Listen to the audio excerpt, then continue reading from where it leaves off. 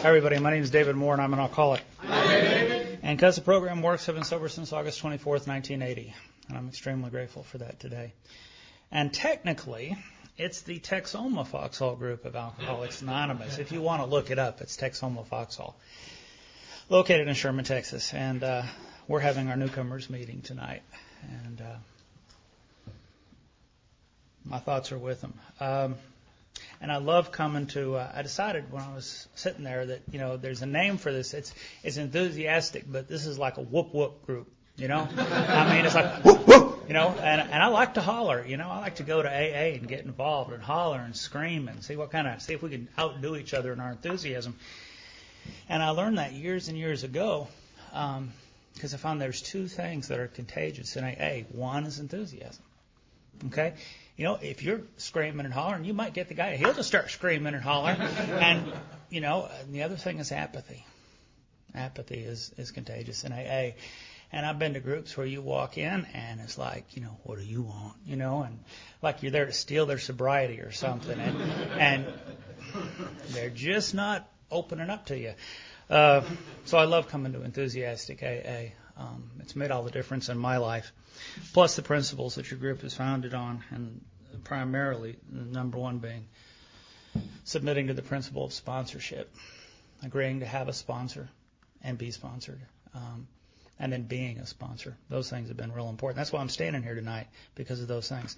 But let me tell you all what happened, what it's like, and what happened, what it's like, and what it's like today.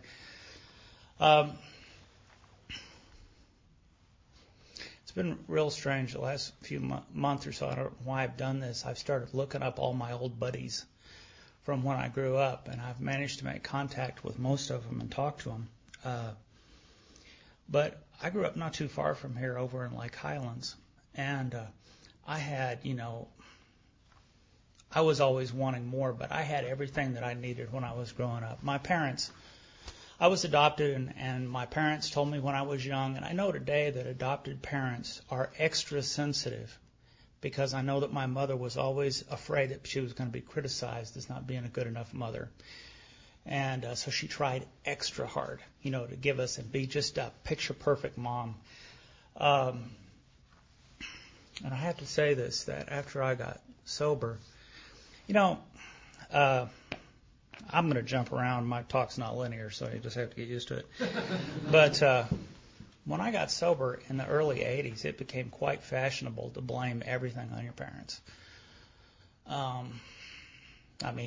When one of those speakers, I won't mention, but they wrote a lot of books about that kind of stuff, would come to town, the AA clubs were empty. Where's everybody? Well, they're not at the convention center here in so-and-so. Talk about that.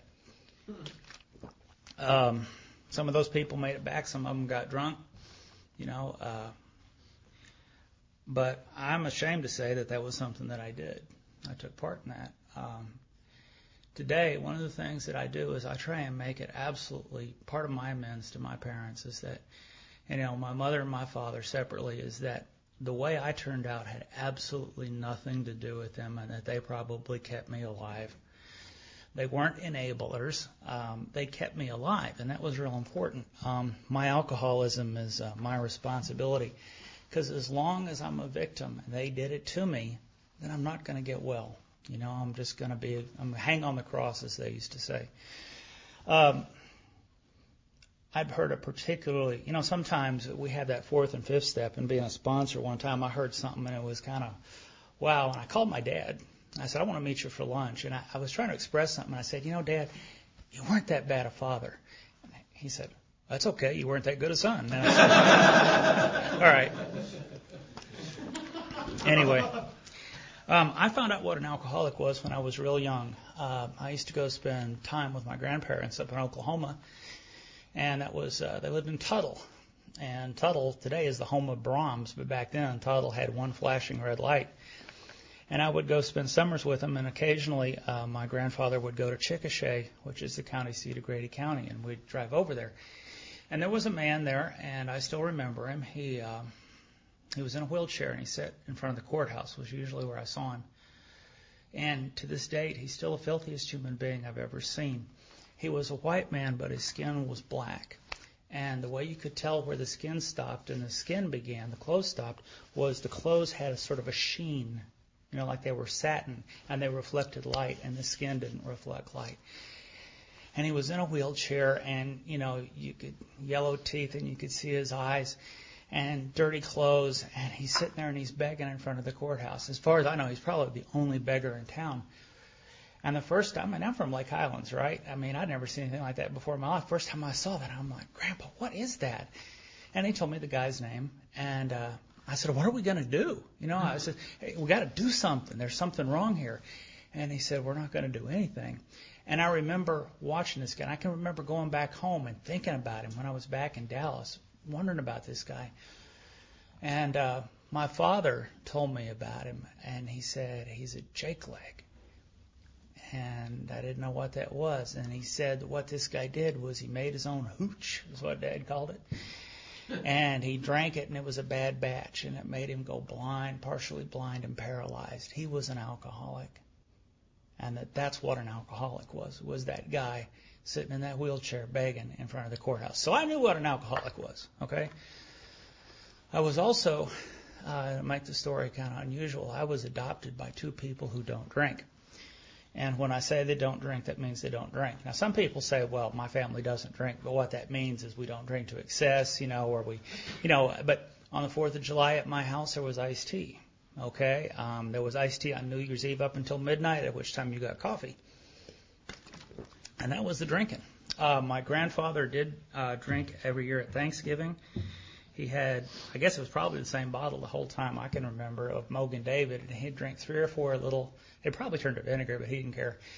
And it was the only time he drank it, I know. And he'd have 3 or 4 little glasses of it and then get all loosey-goosey and try and dance, and they'd make fun of him for the rest of the year. And that was the extent of drinking that I saw growing up. My parents were very careful to shelter me from anybody who drank. We didn't go around people who drank. There were never people who came over and drank. What was insane, though, there was alcohol in my house. And I knew where it was, and I knew it was there, and I thought, you got to be drinking it. I'm just not seeing it. And the alcohol was in the top of the linen closet, and when there was nobody in the house, I'd pull a chair to the linen closet, and that was the first step, and then I'd climb up, and I'd hang, and I'd pull myself up. And there was all these bottles of whiskey, gin, vermouth, vodka, everything you could think of, opened, unopened, some in paper sacks. I remember a bottle that had the PX label from when my dad was discharged from the Army Air Corps in 1945. Okay, and there was just a little bit gone out of the top. And, it's like, and then I also found 4 bottles and a decanter set stashed underneath some towels in the other bathroom. I knew where all the booze was. Oh, and there was a hot 6-pack of Jack's beer. It'd been there for years. It never went anywhere. I never saw anybody drinking it.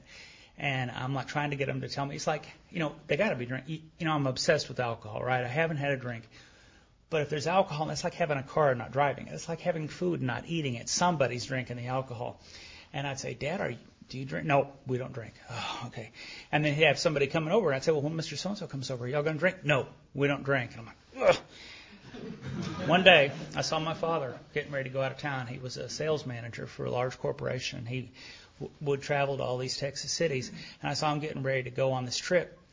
And he went and got one of those bottles. And he got a little funnel and a hip flask out. And he started pouring some whiskey. And then it's like I go, I get it. And I actually shut the door to the bathroom so my mom couldn't hear. And I said, I know what you do. And he said, what? And I said, you go out of town and drink whiskey when you're out of town so Mom won't get mad. I mean, it made perfect sense to me. And he said, I'm not going to drink any of this whiskey. And then I just wanted to go bash my head against the wall. Then why do you have it?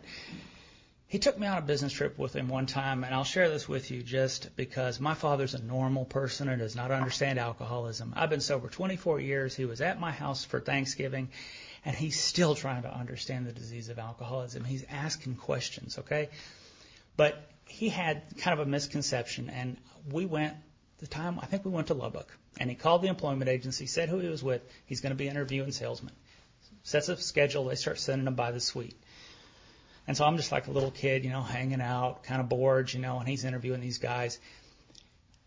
At one point, if it looks like it's a prospective guy to put in the sales job, Dad goes to his suitcase, opens it up, goes in the bathroom, gets 2 of those hotel glasses and tears the paper off the top and sets them down and takes that hip flask out and unscrews it. pours 2 fingers of bourbon in each glass, sets it down with a bottle in front of the guy and says, well, let's have a drink. If the guy took the drink and finished it and asked for another one, he didn't get the job, because that was my dad's alcoholic trap. See, he thought an alcoholic was a guy who, when he was presented with alcohol, was like Jack Lemmon in Days of Wine and Roses, where he threw himself through that liquor store window because he just had to drink. You know, that when an alcoholic saw alcohol, he foamed at the mouth and went crazy. I guess it worked for him, except for one guy, and that guy, he's asked me about it. He said, well, he was an alcoholic. And I said, yeah, I know. He was a great guy. I mean, wonderful guy, great personality. And he was Dad's golden boy, and he brought him to Dallas and gave him all these big accounts, but he was an alcoholic, right? So he ran off with a company secretary and embezzled a bunch of money, left his wife and kids, alcoholic stuff. And my father, many years later, was still baffled why, when he gave him the test, he didn't take the drink. Because he saw him drinking from that point on.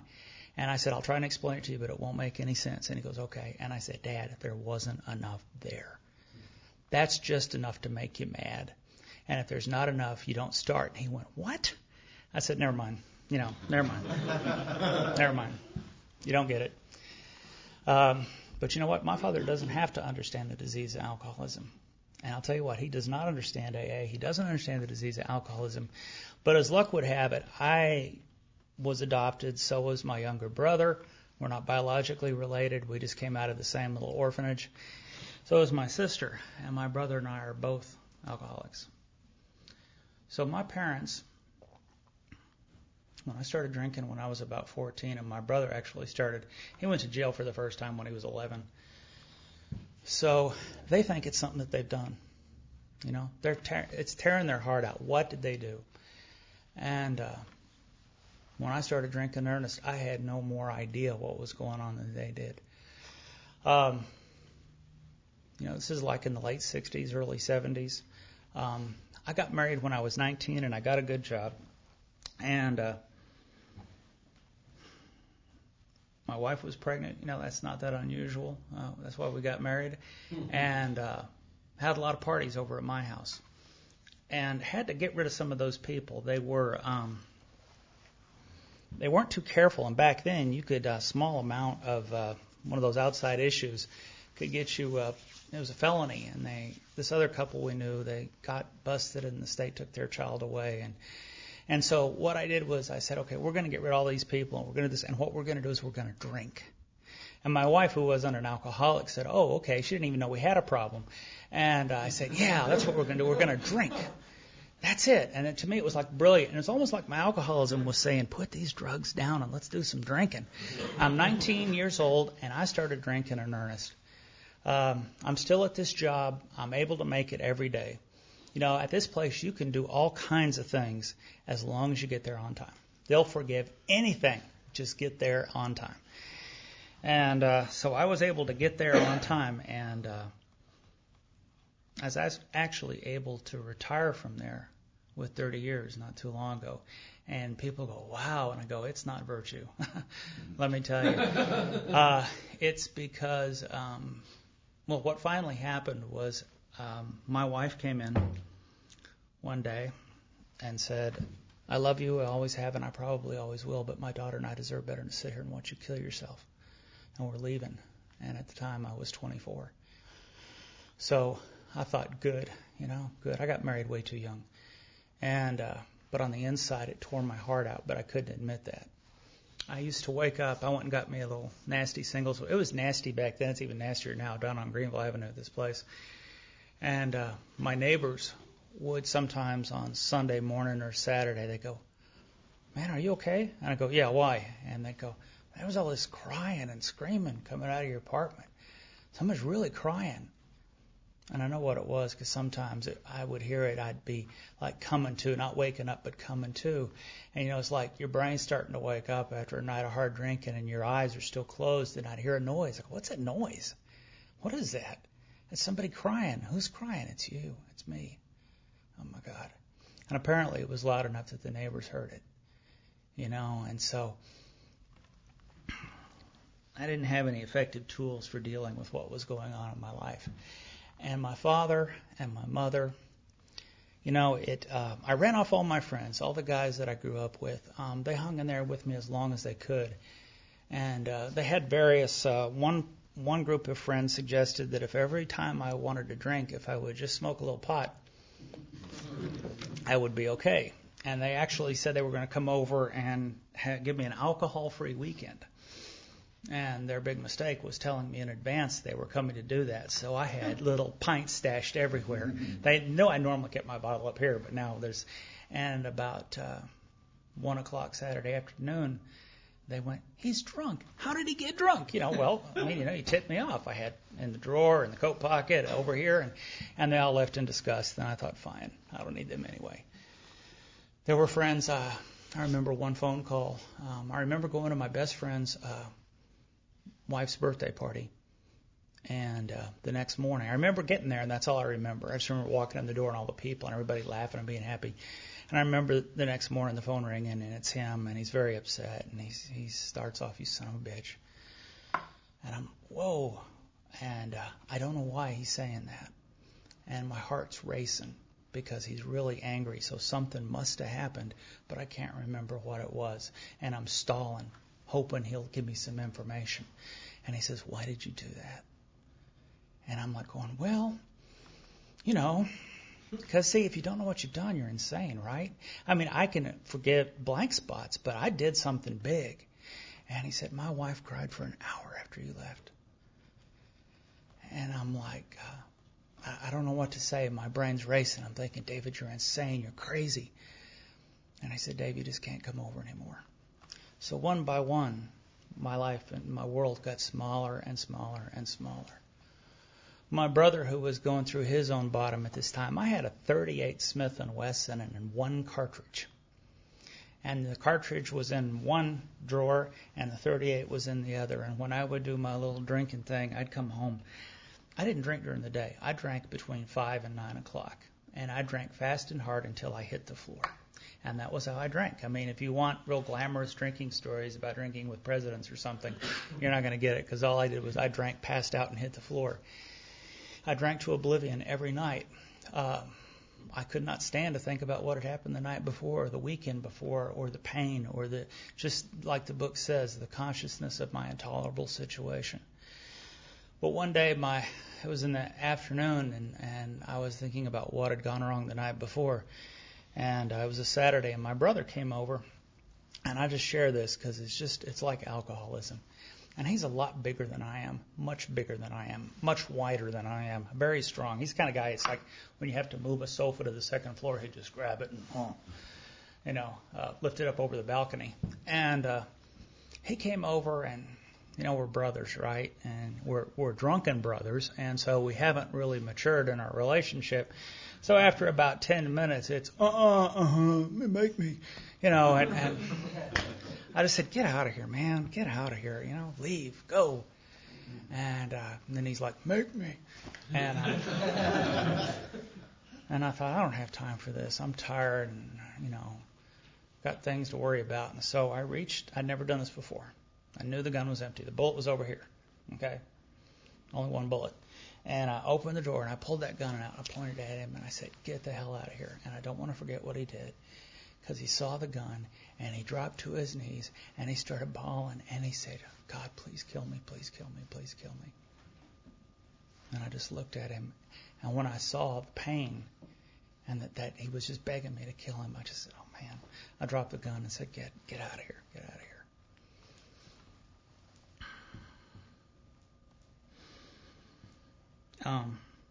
My brother is sober today. He used to call me drunk, and he'd say, "I need to quit drinking."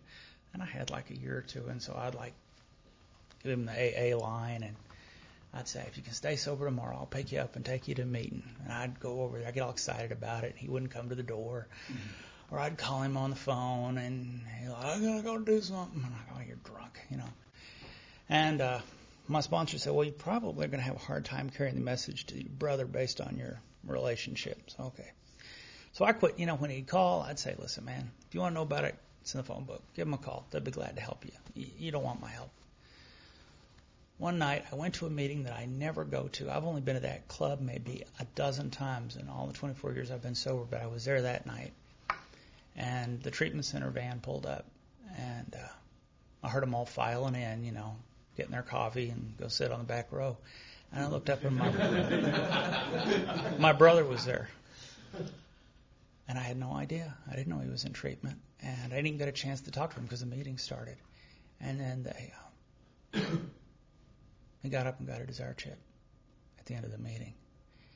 And I went up to him. I couldn't even talk. And what he said was, I've watched you. And if you can do it, I can do it. And, I drove home that night, and I got about 100 yards down the road. And occasionally in my sobriety, I have cried out of joy and gratitude, and it's just like that Vesuvius. I had to pull over. I couldn't drive. It was just like all those things. He's had a rough go. He's had several liver transplants as a result of damage that he did while he was drinking and some other things. But man, he's still hanging in there. But anyway, I didn't drink during the day, but I sure drank at night. But they were convinced I was drinking during the day at work. And after I got sober, the supervisor whose job it was to catch me drinking came up and talked to me because they were trying to get rid of me. They were trying. But I showed up. I was there on time, no matter how hungover. And I could do my job standing on my head. That was the deal. And I was one of those guys, when I showed up for work, you didn't say, well, what did you do this weekend? I mean, it was more like, don't look at it, don't look at it. I'd come in and my hand would be in a cast, and I'd have a black eye, and my glasses would be split. And I used to park my old cars, I went downhill in cars. And I can remember having the whole side caved in, but the other side was pristine. And I would park it so that, out the window you could see the good side. Everybody went out at lunch, and they're like, what happened to your car? But by this point, nobody asked. Okay, nobody asked what I did. And, I can remember this was in the, late 70s, and they wouldn't turn the building heat on until like 10 minutes before you got there. So it's like wintertime. Everybody's wearing their coats. It's freezing in the building, and I'm sitting at my desk, and I'm pouring sweat. And they come and they go, are you hot? And I didn't know what was going on. I mean, I didn't know. I knew it was connected to my drinking, but I didn't know. And I would go in the bathroom and sit in the stall, and I would pack my shirt with paper towels and wrap them around my neck and hope that the sweats and the shakes would stop before it was time to go back, before I got in trouble for being gone too long. I finally could no longer not take the morning drink. That was the thing. Don't take the morning drink. I used various chemical things, not in the sense that I was abusing them, but I had to have something to keep me calm so that I could write, talk on the phone, and make it to work, okay? But, I used Valium and a bunch of other stuff. I burned a hole in my stomach with that stuff because, I took a lot of it to keep me from shaking. But by 4 o'clock in the afternoon, what would start to happen is I wouldn't take any more because it wasn't going to do any good. There was only one thing that was going to work, and that was a drink of alcohol. And I lived about 4 miles away, and I knew if I put it in my car, I'd drink it, so I wouldn't keep it in the car. But I'd start thinking, okay, all right, it's time to go home. I got offered overtime. No, I can't work. I got to go home. And I would get out of there, and I would think, what if I get a flat? I'm driving on the rim. What if the traffic's backed up? And I had alternate routes. I'm going to go across their front yard, down this alley over here, and I'm going to make it home. And I would race upstairs to that apartment, stand there with my coat on, go pour a great big iced tea glass full of bourbon, put a couple of ice cubes in the top, and stand there with my coat on in the kitchen and drink it. And then the magic happened. And what happened was at that moment, I felt for the first time that day normal. I felt like a normal human being. I felt okay. I had always felt less than up until that moment.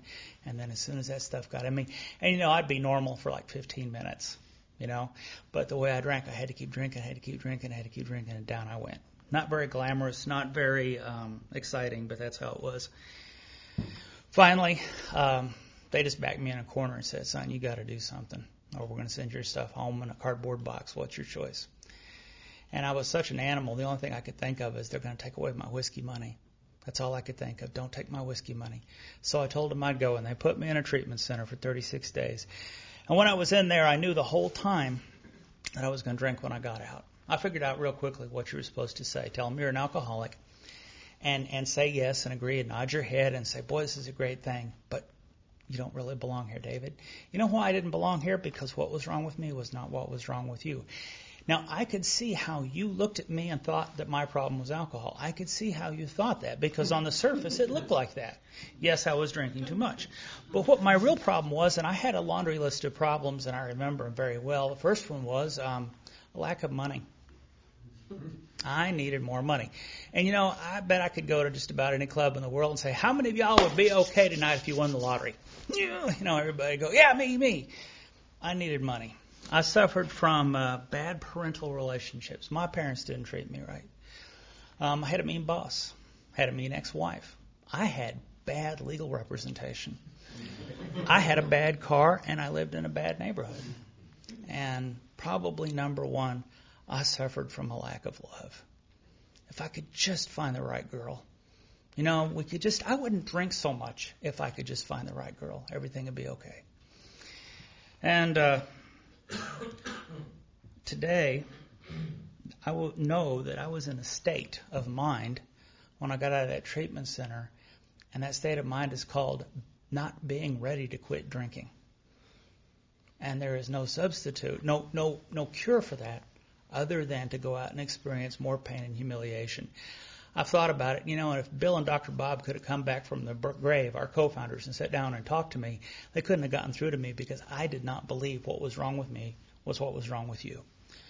I thought y'all were the nicest bunch of people, and that I remember thinking, if I ever get things together, I might come back and visit, like church on Sunday,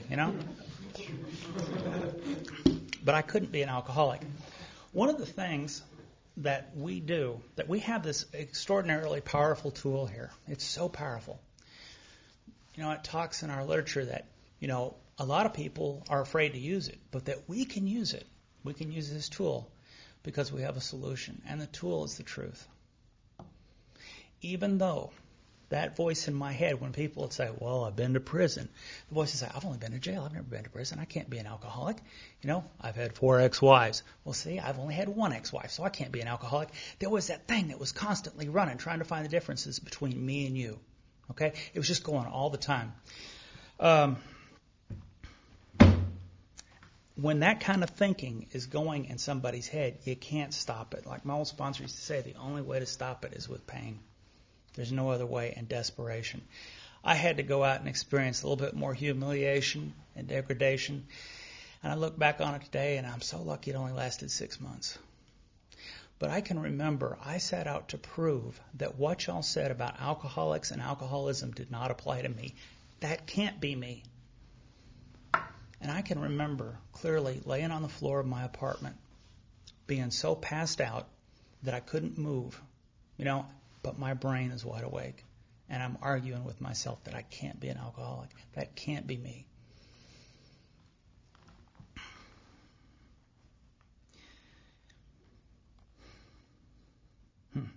The end finally came for me. And I thought it was the end, but it turned out to be the beginning. One Sunday, and it was in a house about 1.5 miles from here. And it was what I called an all-underwear weekend. They deliver pizzas, and you get enough half gallons, and you're not, nobody's come to see you, and you're not going anywhere. That old Michelob commercial, it doesn't get any better than this. Got plenty of ice cubes, and that's where I'll be.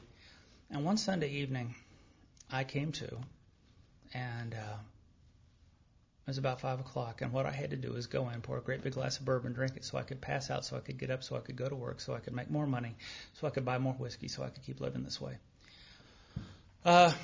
What I wanted to do was not quit drinking forever, not become, a sunbeam of Jesus and Alcoholics Anonymous. What I wanted to do was not take that next drink. I just didn't want to have to get up and take that drink. And I'd always told myself that, y'all talked about powerlessness and all that, and I thought, man, I couldn't even imagine what y'all were talking about, because I knew that somewhere deep down inside me, I had that power. I just never called on it. I never tried hard enough, but it was there.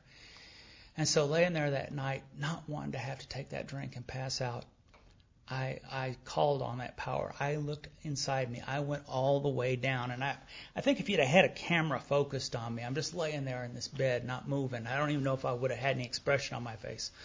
But I'm like reaching down in my soul, trying to find the power to not take that drink, and I came up empty. And I had, we act like it's such a big deal. Okay, what happened was that I saw for just a moment what everybody else already knew. We act like it's a big revelation, like the clouds part, and you get to see yourself. But hell, everybody that knew me, if I'd have called people up and said, listen, Mom, I'm thinking about drinking a fifth of bourbon tonight. I know I crashed my car last night and went to jail, but I really think I can handle it tonight. Do you think that's a good idea? I don't think I could find anybody who says, yes, David, I think it's a good idea. I think you should drink some more. Nobody, okay? But they already knew I was out of control. They knew that alcohol owned me. And what happened was I had that realization, and I saw the truth. I saw who and what I was, and then I saw, it's kind of like the ghost of Christmas future. I saw what was going to happen to me, and that is that I was going to die this lonely, cold, hard death from a disease of alcoholism, and there wasn't a damn thing I could do about it. And it wasn't a lack of money. It wasn't poor legal representation. And it wasn't not finding her. And it wasn't the car. And it wasn't where I lived. And it wasn't my ex-wife. And it was none of those things. It was me. And that I was like they said, I was an alcoholic. And I knew what it meant to be powerless over alcohol. And I know today, that's when I took the first step. Was I happy and full of hope and joy? No, that was about the darkest moment I've ever had in my life. It was awful. Did I come back to AA? Yes. Why? Because I couldn't think of anywhere else to go. Did I think it would work? No. I came here really because I couldn't think of anything else. I came back thinking you were going to say, where have you been? All you didn't do is look at me. You knew where I'd been. Nobody asked me that. They said, oh, man, we're so glad to see you. Come in and have a seat. Would you like some coffee? Come on in, sit down. I thought, I don't deserve this. I don't deserve this. I thought I had it all cause and effect. You do something good, you get something good. You save a school bus from going off the edge of a cliff, and God rewards you with sobriety. And then this thing happened. I had a sponsor. I hadn't worked any steps, and I've got like a month or two, and I'm sitting there, and all I'm doing is I'm getting up every day, and I'm going to a meeting that night. I'm just listening. I was so nervous. All I could do was practice saying, my name's David, I'm an alcoholic, and I pass. I was saying that over and over and over to myself, thinking that if they called on me, I would just say that, and then I would be so nervous I would screw it up royally, and everybody would I was like, Dave, pass, and they're like. And I spent my time, I remember this in meetings, drying my hands on my jeans. If any of y'all done that, I was a sweater and a shaker, okay? And I spent my time drying my hands because I didn't want those good, decent people that smelled good and were dressed nice to have to hold that nasty hand. And I just knew that they were going to recoil in horror, and that the only reason they held my hand was because it was just too embarrassing to walk away. There were a couple of times where nice, clean, dressed-up people would sit next to me, and I would think, oh, they sat here because it's the only seat, and that they wouldn't have sat here. This almost kept me from getting this deal, okay? This almost took me out of here. But the big kicker came when I had a couple of months of sobriety, and I wanted to die. I wanted to kill myself. And I couldn't explain it, and it was just a thought, and it would not get out of my head. And then I'm like, see, David, you're not going to make it. Everybody else in AA is happy. Everybody else in AA is glad to be here, and look at you. You don't even appreciate what you've got, And I thought, I went up there to tell my sponsor that I wanted to kill myself, and I thought he would say, well, I can't believe you get out of here. This is for people who want it, or something like that. And I went up to him afterwards, and I said, listen, and we walked way far away so nobody would hear it, And I said, I don't think I'm going to make it here. All I want to do is, I can't stop thinking about killing myself. And he looked at me, and he went, really? He went, that's great. And he started pounding my back and laughing, going, ha, ha, ha, ha, pow, pow. And, I got a little, and I started to tear up. And I'm thinking, I knew he was going to be mad, but I didn't think he was going to be happy, And he's looking, and he goes, you don't get it, do you? And I said, no. And he said, listen to what you're saying. You're hurting. Yes. You're hurting so bad you want to die. Yes. But you don't want to take a drink. Listen to what you're saying, David. You would rather die than drink. And for a guy like you, that's big progress. And I went, oh my God. And I got a grin from here to here. I went, wow, I am getting better. And I ran back to my buddies. It's like, hey, I'd rather die than drink, And they're like, yeah, okay. If it weren't for sponsorship, I wouldn't be here. I later threw myself into the program, worked the 12 steps of Alcoholics Anonymous more than once. I did lots of inventories. And for me, I could only see so much at a time. And then I'd go back, and I'm not going to get into the argument whether it's another 10-step or another 4-step. I just did a lot of inventories and sat down with my sponsors and shared a lot of stuff. And for those first 5 years, I learned a lot about what was going on.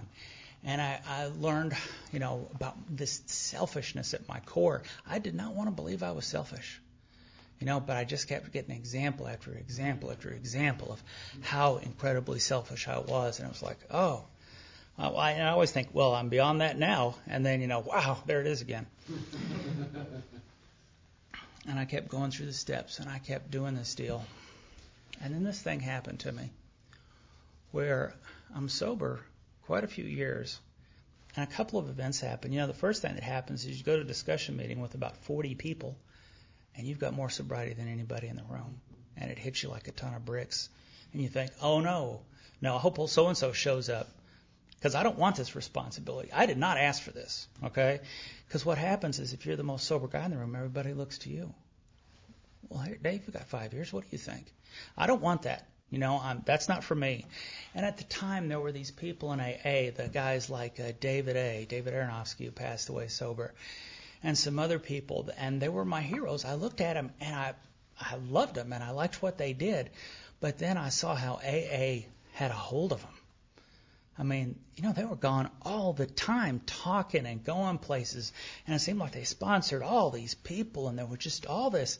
And I'm thinking, I'm young, and now I've just now gotten my life back, It's like I'm making money, and I got a car and a boat and a truck and a 3-bedroom house in the suburbs and dental insurance, and things are going my way.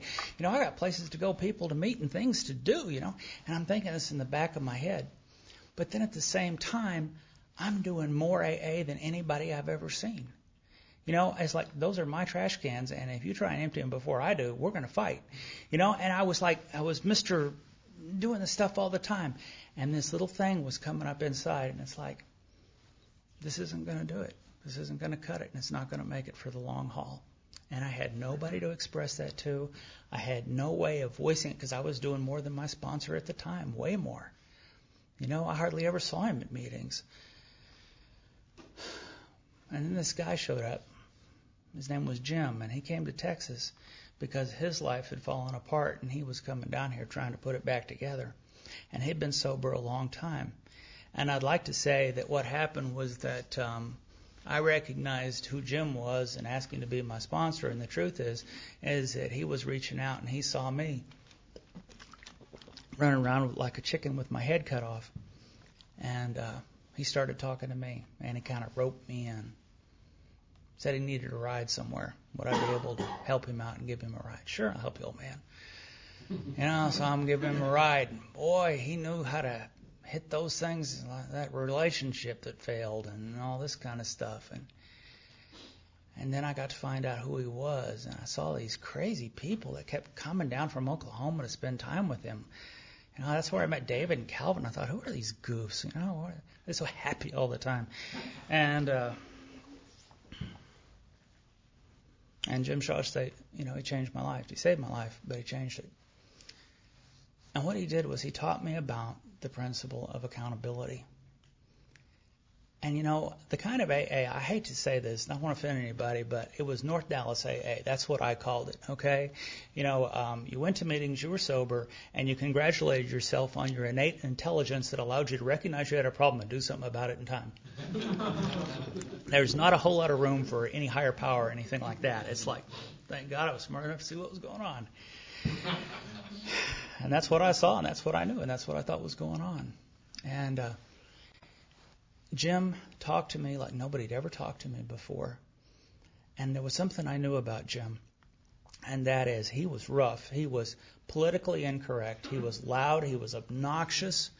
I mean, he had a booming voice. He actually deafened me one night, screaming at me in the cab of my truck from here up to Lake Lavon. I couldn't. My ears were ringing. He was screaming at me the entire way, chewing me out. And but he taught me a way to do AA that there was no wiggle room. You did what you said you were going to do when you said you were going to do it, and that was one of the most spiritual things that you could do. And I saw him live that way. You know, one of the ways I found out about that, his wife came up to me. I'd asked him to introduce me at my birthday, and that year I was out of town a lot, and so I was going to celebrate in the winter, like November, December. And I said, Jim, would you introduce me? And he said, it'd be an honor and privilege. Okay, fine. Well, there was a big ice storm up in the Panhandle, and that particular weekend they had been up visiting Vinoy's parents, or her mother. And Vinoy came up to me and said, David Moore, your sponsor almost killed all of us.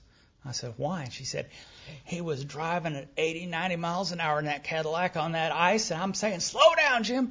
And he's saying, I told that man I'd be at his birthday, and I'm going to be there.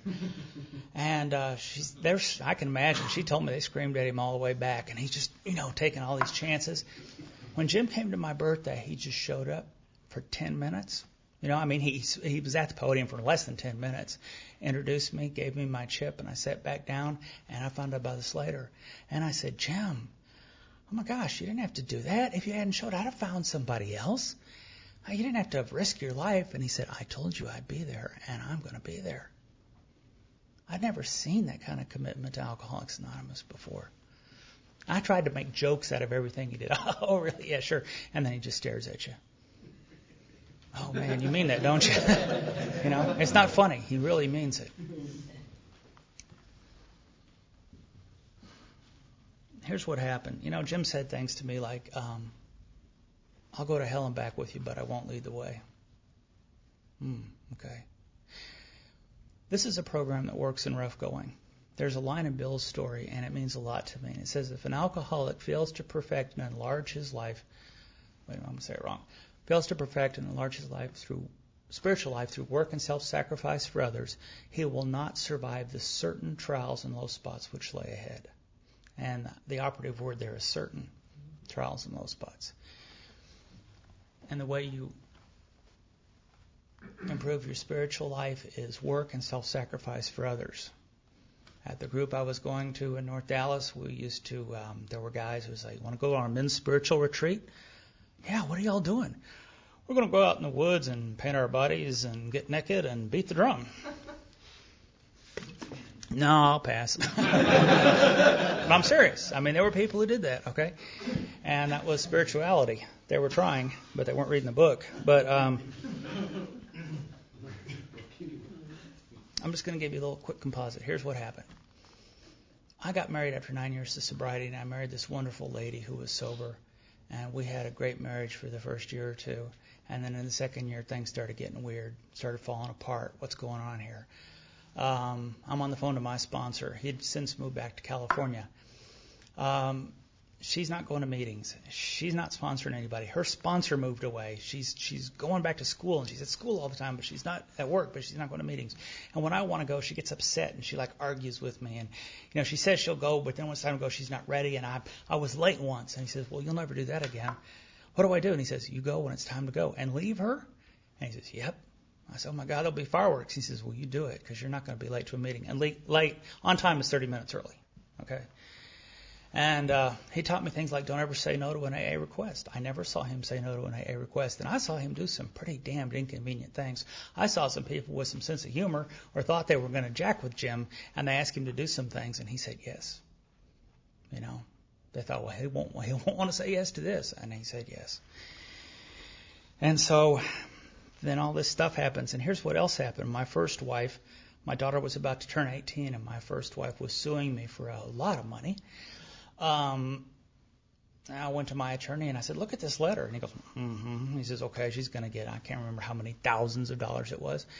And I said, well, I don't have it. He goes, well, she's going to get it. I said, I don't have it. And he says, she's not going to get it. And I said, wait a minute, I don't have it. And he goes, she's going to get it. And I'm like, oh, my God. At the same time, my brother, who had been sick for years, got diagnosed with end-stage liver disease. That was what was wrong with him. He's in Baylor in 4-point restraints out of his mind waiting for a liver transplant because when the ammonia levels would build up, he wouldn't know who or what he was or where he was. And I'd go over and see my parents, and they're crying, and they've got his 2 little girls. And they're saying, we're too old to raise these little girls. The thing about my ex-wife was she was having an affair with a guy I sponsored. Oh, my God. Click hand grenade, throw it in that group. Boom. There were people getting drunk just on the edges of that. I didn't even tell my parents what was going on. I'm getting sued. My brother's dying. I go over to my parents' house, and I say, listen. Oh, and my sister-in-law, when they found out he needed a transplant, they fired her from her job because they didn't want to pay for it on the insurance. And she wound up going into a treatment center for mental. And so I told my parents I didn't know how, but if necessary, I would raise my 2 nieces. And I would call my sponsor on the phone, and I'd say, this all hit in 30 days. Okay? This all happened at once. And I called my sponsor on the phone, and it's like everything's falling apart. And he'd say, okay, David, you've got 2 minutes. Go. I had 2 minutes to talk about myself. I'd say, well, okay, I'm going to lose the house at the lake, but I get to keep my truck. My central air's out, but nobody will come fix it because I don't have any credit. I'm going to go on. And he'd go, time. Tell me about the people you sponsor. Start at the top with the first one. Tell me how long they're sober and what step they're working on. I couldn't talk about me anymore. And I only got to call him once a week. It better be big if I called him. See, because he knew this. He knew that the program of Alcoholics Anonymous would carry me through this difficult time. Okay? He never said, David, I want you to go home and get in touch with your feelings.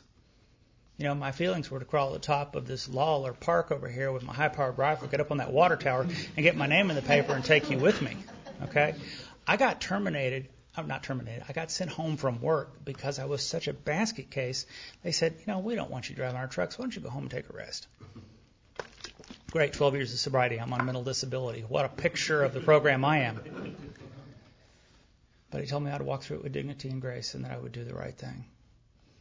My brother got a liver transplant. My sister got out. My dad called me up and said, do you think your ex-wife would take $5,000? I said, what difference does it make? I don't have $5,000. He says, well, I do. Ask her. So I called her, and she said, sure. And, my father did that because I paid him back all the money that he owed me before for bailing me out of jail and all those tires and things he bought. I said, you don't know how much I owe you, do you? He goes, just a minute. Dates and amounts. And I'm like, wow, okay, I guess you do. I paid him back. And he knew I was good for it, and he gave me the money. And shortly after that, I'm sitting there with my sponsor. It took about a year or so. And I'm sitting with him, and we're at this men's retreat at Lake Lavon. It's the first time I've seen him since all this went down. And you know what? I'm sitting there beside him, and I'm going, I'm going to be okay. I'm going to make it. And see, when all this started to happen, I thought I'd probably stay sober, but I'm going to be one of those guys. Oh, yeah, Dave's been sober a long time, but stay away from him because he's crazy. I thought I was going to be one of those guys that sits in the corner of the group and babbles. Oh, yeah, he's sober a long time. Say hi, Dave. I thought because my brain's going to break, I can't take all this. But I did the right thing. I thought crazy thoughts, but I didn't act on them. One time I saved myself by imagining trying to explain what I'd done to my sponsor. Of course, I'd be calling from jail, and he would say, that's the dumbest thing I ever heard. What did you? And I thought that through, and I thought, I can't do that either. Brother got okay. The money showed up. And a week after my ex-wife and I were divorced, her psychiatrist called and said, would you come down? We need to commit her, and I want you to come down. And I said, we're divorced. And he goes, yeah, but there's nobody in your life that cares about her. Because she'd gone back out and blown 10 years of sobriety and had threatened to kill herself. And her psychiatrist wanted her put away. Here's what I realized. That if I'd have said no to AA, if I'd have said one less prayer, gone to one less meeting, somebody said, will you sponsor me? I said no. So will you come talk? And I said no. I want to watch. Man, it's Monday Night Football. If I'd have done that, see, because I thought that you did all the steps and what happened was you got to win. But what happens is if you do everything and bust your hump like it says and try really hard, you get to stay sober. This right here is the greatest life I've ever had. This is fantastic. Let me say this and I'll shut up. If y'all, statistically, many of us in this room are going to die drunk. I don't want it to be me. Okay? I don't want it, but statistically, a lot of us are going to die drunk. If you leave this program and you decide to go out and start drinking and somebody comes up to you and says, hey, weren't you in AA? Tell them the truth. Okay? Because the program of Alcoholics Anonymous works. Look at them and say, AA works, but I didn't work AA. Because AA does work. If AA didn't work, I wouldn't be standing here. Thank you all for your time and your attention. Thank you.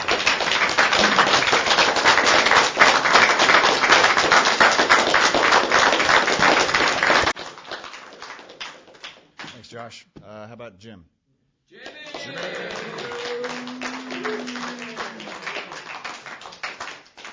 My name is Jim, and I'm an alcoholic. Hi, Jim. And glad Josh went first there.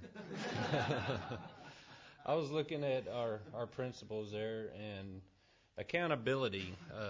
I've had to think a little bit about that one this week. Somebody kind of caught me in a little bit of a wrong this week, and kind of busted me on it.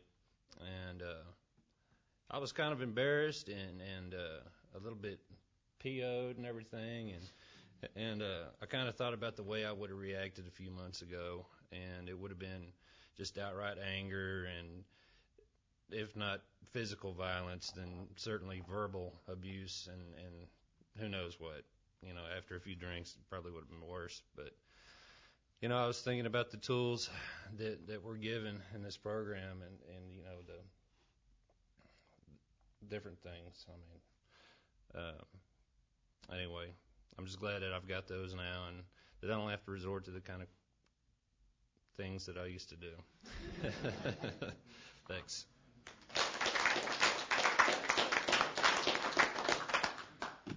I guess we should hear from their leader, Danny.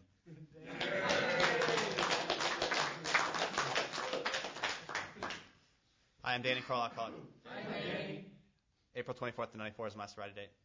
And David, looking forward to hearing you talk. And Robert, thanks for coming with him, and welcome to everyone else, especially our visitors. And anyway, I think what I've been thinking about the most lately is I guess this is a sure sign that I'm rapidly approaching middle age, but there's a song by Amy Grant that talks about God's Word being a lamp unto her feet and a light unto her path. And so I've learned what that phrase means, and apparently in biblical times they didn't have flashlights and they didn't have lamp posts and street lights and things like that. So if you're going somewhere at night, you needed to have some candles. I guess they had a way to attach them to their shoes, and so they could see enough to take the next step in front of them, but they couldn't see the whole path. And that's what God's Word was compared to. And so really the way that applies to my life now is, I guess it was about a month ago, I heard some news that my source of income was going to be drastically shifted, and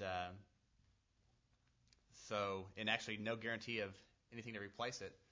And so, really just I've had to spend a lot of time praying in the last month about that, and just, relying on the one day at a time idea that we have in Alcoholics Anonymous. And I love in the Lord's Prayer what it says, give us this day our daily bread. And, thinking about that, that's what God promises us is our daily bread and enough to sustain us today. And, sometimes I can trust in that and be at peace with it, and other times I'm just not okay with that at all. But, it's really been a neat experience over the last month, and really just having a sense of peace about a lot of that, and that knowing that, God's always taking care of me, and that, today things are fine. And, things have, that situation is since been adjusted. And I guess the last thing is that I don't know if this is an alcoholic trait or if this is just a human trait, but, I've always wanted to be set for life. I've not really chased my daily bread, but, how can I get set for life? And that is, that's not what God gives me, but He does give me what I need today. And I'm grateful for that, because if He did set me for life, I'd probably no longer seek His will, and I'd probably just go drink myself to death. And I like being here tonight better. Thanks.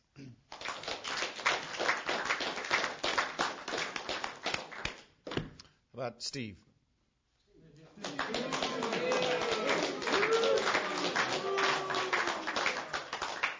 Steve Connor, alcoholic. Hi, Steve. I've been sober since February 16th of 2004. And David, looking forward to hearing you talk, and welcome to the newcomers. I guess what I've been thinking about this week, since we've been reading in the big book on Monday night about we agnostics, I've been trying to figure out, try to look around for some spiritual principles, and try to just really improve my contact that I have with my higher power, because I've heard a lot of stuff, and we've been reading in the book, and it keeps on going back to working with others, and and this spiritual connection. And so I've been really trying to seek that out to the best of my ability. And what I'm finding out is that I fall short a lot of times, and when something good happens in my life, I want to take credit for it right off the bat, and then when something goes bad, I want to point the finger or question, why didn't it go my way? And it's kind of like I've heard Mike and them, when something's not going my way, I just want to pick my ball up and go home. And yesterday was a good example of how at work yesterday, my boss went to Houston, and so we're in the office by ourselves. And so, needless to say, this morning we had a meeting early this morning. I guess he came back in and checked some of the history on the computers yesterday and found out that we weren't working all day long. So, just having to deal with that kind of stuff, and go in there and just thinking, that, really, I mean, what am I doing when nobody's really looking? And, most of the time, even though I'm not, at first I came to this program, I thought, man, I'm going to quit drinking, and that's going to be the end of it. My life's going to get better, and that'll be it. I'll do a little AA, and, that's going to be, things are going to be good. But what I found out is that, to take the alcohol away from me, and I'm still, I'm sick, and I still end up going, getting off the path and doing things that aren't right. But, the thing that I'm grateful for more than anything is that, there's a group of guys here that, that have been through what I'm going through, that are accountable to each other, and, that get me back on track, and I at least today I can recognize, I know I made a mistake yesterday at work. I didn't give my boss, I cheated my boss out of a day, basically. And so today I tried to go, tomorrow I'm going to go in and try to just work like it's my first day again, and just to, remember wherever I'm at and whatever I'm doing, that it's a reflection on AA. I got to make an amends recently to an employer that I had stole from. And it was just, the response I got from him wasn't anything that I expected.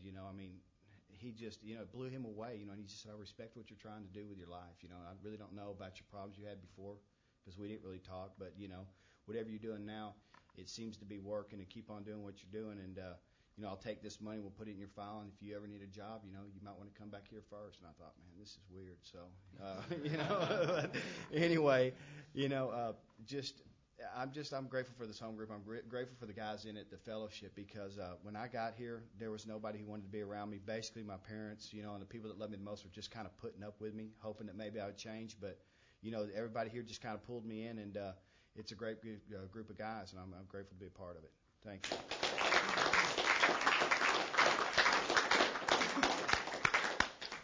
Thanks. I would call on your sponsor, but about to call on mine, Mike.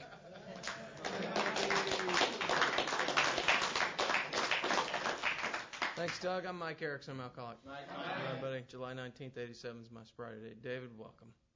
Welcome the rest of the Sherman contingent. Glad you guys are here. Julie, welcome to you. Welcome to Alcoholics Anonymous. I'm glad to see you here. And Tom, it's Thomas, right? Tommy, good to see you, man. I used to drink. That's consequently why I'm here. I used to. What happens to me when I take a drink of alcohol is that I didn't know. Upon coming to Alcoholics Anonymous, putting it all together, I didn't know what happened. I didn't really know what was wrong with me when I came to Alcoholics Anonymous. I knew I was getting in trouble. I knew I had a lot of family members that were hacked off at me. I knew I was having problems at work. I knew that I was, those things, the anvils seemed to be falling on me at every turn. And my life seemed a perpetual struggle.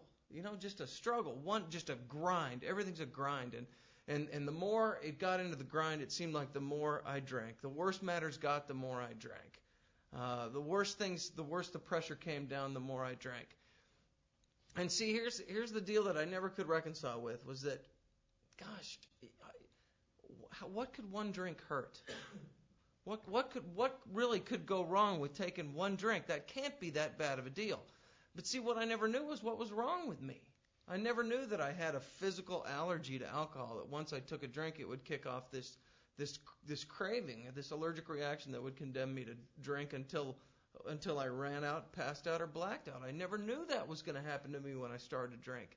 And you know what? It wasn't until I spent a lot of time in Alcoholics Anonymous that I understood what happened to me when I took a drink. I came to Alcoholics Anonymous with the idea that most newcomers get here with, is that if I stop drinking, I'll be okay. And Steve talked about it. I eliminated alcohol from my life for a little while, and my life didn't get better. It got worse, because now I was living face to face with all the facts about my life, that I was guilty all the time. I had to live with the fact that I'd hurt so many people, that I failed at so many tasks. And what happened, though, is that I stayed around Alcoholics Anonymous long enough to get something in my life called a sponsor, a man that basically sat down with me and interweaved those 12 principles into my life.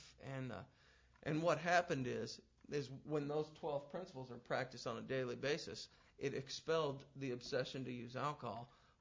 And I think very simply why is because I started changing the way I was living my life.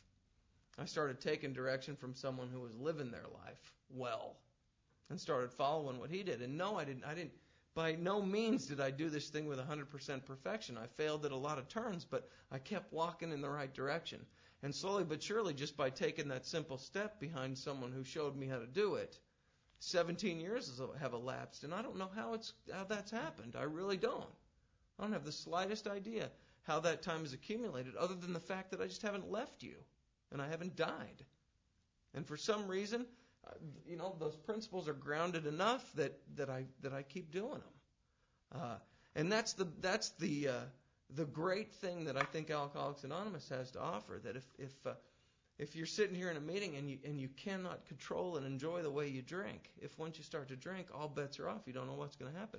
Well, this is a place for people like that, where people like that can come and get better. And all it does, all it is it's really not too much to ask, because in the wings lies death and misery.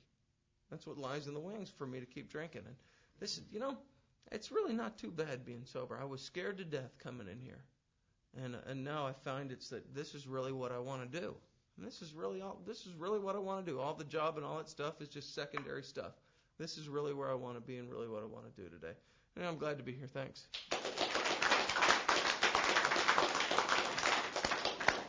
How about Robert?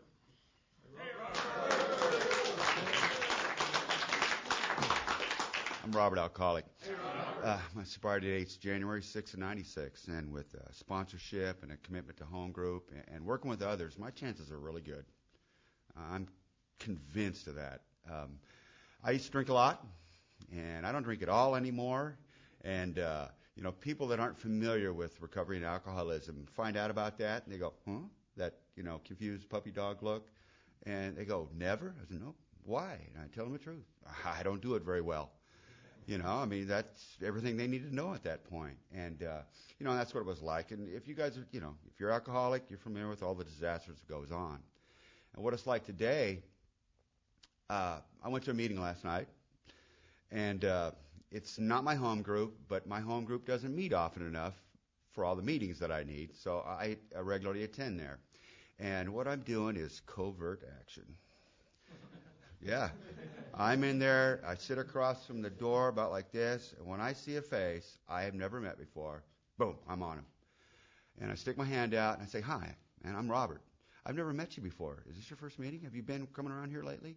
And sometimes I just haven't met them before, and they've been there coming around to all these. But last night it was a guy, it was his third meeting ever. He'd just gotten out of jail. And it was a speaker meeting, and the speaker was great, the step speaker.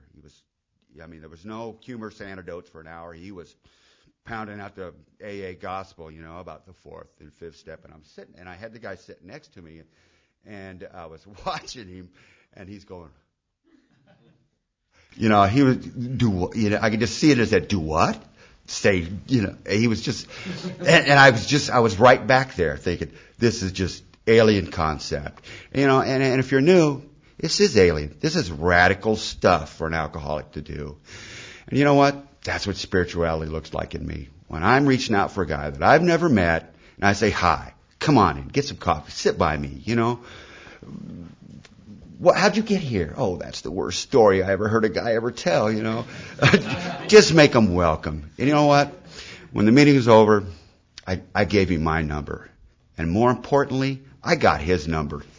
There's no escape. Because I'm going to call him. If he doesn't call me, I'm going to call him. Because I invite him to a meeting Saturday. I said, come on, come see what we're doing. Because my chances is that I'll get to express the idea to him that rarely has a person failed who's thoroughly followed this path. Man, that means almost never. That's good. Those are good odds. The trick is to get him to thoroughly follow this path. Man, I like what I'm doing today, and I like what AA is about, and I like what I'm doing. Thank you very much.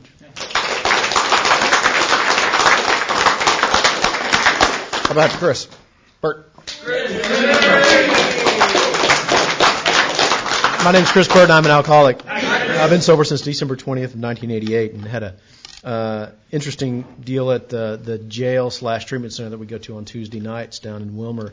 A guy that I had presented some facts to got quite upset with me couple of months ago when he first came in, and he came up to the meeting after the meeting on Tuesday night and apologized. Said, "Hey man, I had a resentment against you, and your name was everything but Chris," and on and on and on. And he shared some stuff with me and whatnot. And that's why I come back. That's what my sponsor is to me. Is my sponsor gives me stuff that is just the truth. It's not. It doesn't go through this processing center up here in my head and somehow filters through and makes it, okay for me to do whatever or say whatever or live however. My sponsor is that brutal honesty that smashes that, and it keeps me grounded and keeps me going to those places that remind me of who I am, the treatment centers and the CRIP program and the treatment center on Saturday, and I have to have that in my life. If I don't, I know exactly what it's like. I drink a lot. It's good to be here tonight. Thanks.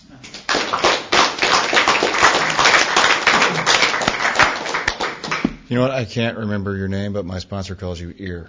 Come on. Scott.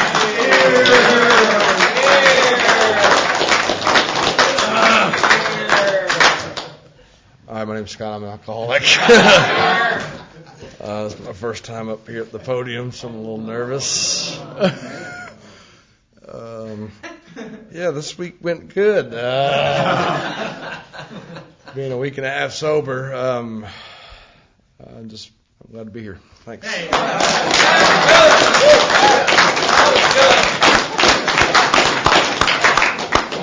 Thanks, Scott. How about Mitch?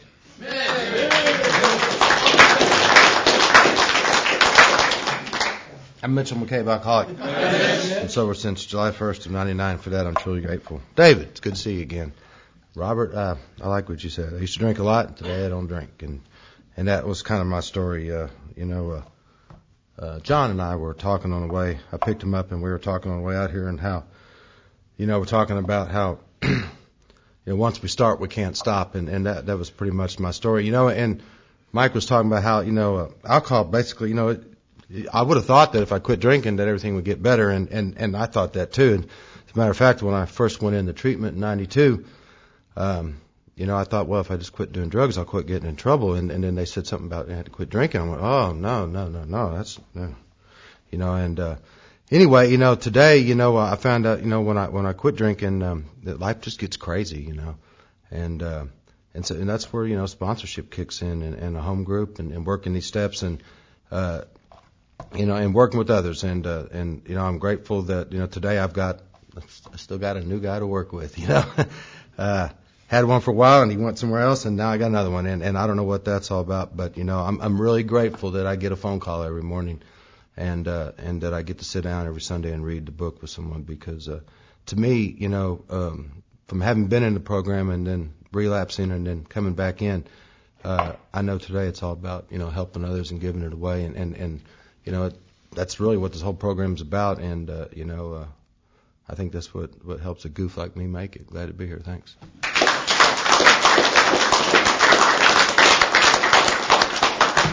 Let's hear from that morning phone call. Come on, Brad.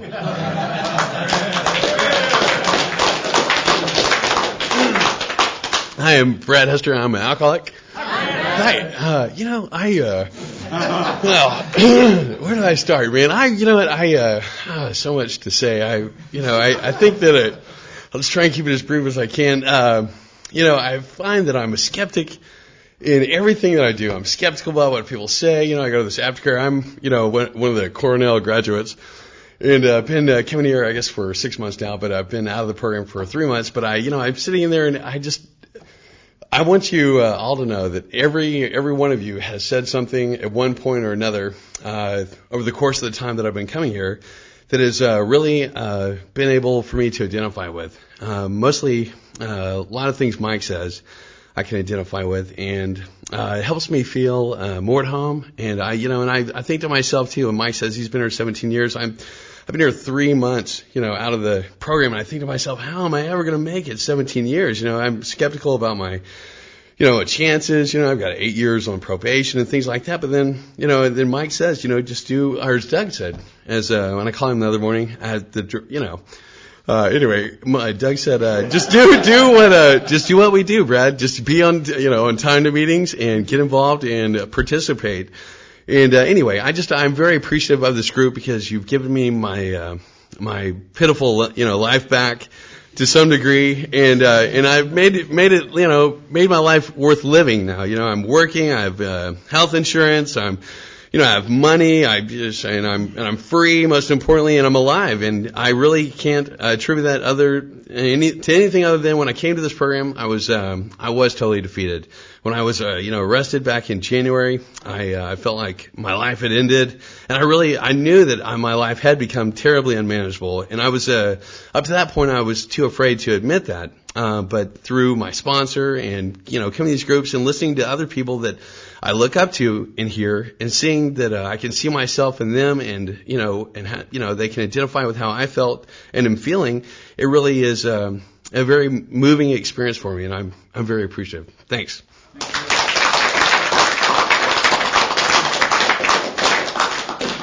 There's no smoking in the church, so if you smoke, please do so outside and use the button.